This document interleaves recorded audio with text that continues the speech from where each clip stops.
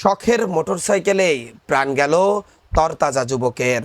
অতিরিক্ত গতির কারণে মোটরসাইকেলের নিয়ন্ত্রণ হারিয়ে রাস্তার পাশে থাকা গাছের সাথে ধাক্কা লেগে কত শত তরুণ তাজা প্রাণ অকালে ঝরে যাচ্ছে, তা দেখেও যেন আমাদের হুঁশ ফিরছে না, কমছে না মোটরসাইকেলের গতি।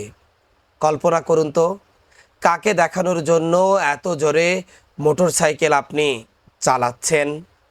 অতিরিক্ত গতিতে মোটরসাইকেল চালানোর কারণে প্রায় মোটরসাইকেলের নিয়ন্ত্রণ হারিয়ে সড়ক দুর্ঘটনার কবলে পড়ে একে একে কত তরতাজা যুবক পরপারে পাড়ি জমাচ্ছেন কিংবা চিরতরে পঙ্গুত্ব বরণ করছেন, তার খবর হয়তো আমাদের রাখা হয়নি।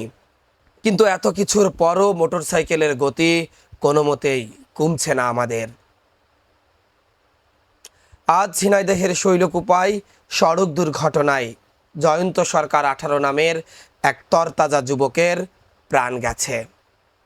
ঘটনাটি ঘটেছে আজ বুধবার 24শে জুন বিকেলে শৈলকুপা উপজেলার নিত্যানন্দপুর ইউনিয়নের রঘুনন্দনপুর গ্রামে।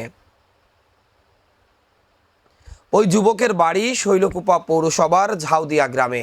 সে ওই গ্রামের বিনানন্দ সরকারের ছেলে বলে জানা যায়।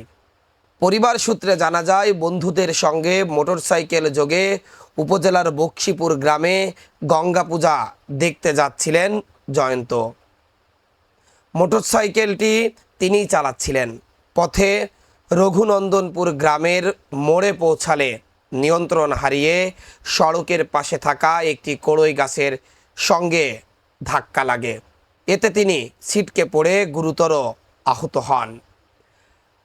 পরে তার বন্ধুরা তাকে উদ্ধার করে শৈলকুপা উপজেলা স্বাস্থ্য কমপ্লেক্সে নিয়ে গেলে কর্তব্যরত চিকিৎসক জানান জয়ন্ত আর নেই। এই ঘটনায় নিহতর পরিবার ও এলাকায় শোকের ছায়া নেমে এসেছে। কে জানতো যে যুবকটি কিছু সময় আগে বাড়ি থেকে বের হয়েছিল তার শখের মোটরসাইকেলটি নিয়ে, আর সেই শখের মোটরসাইকেলটি অতিরিক্ত জোরে চালাতে গিয়ে অকালে প্রাণ গেল তার।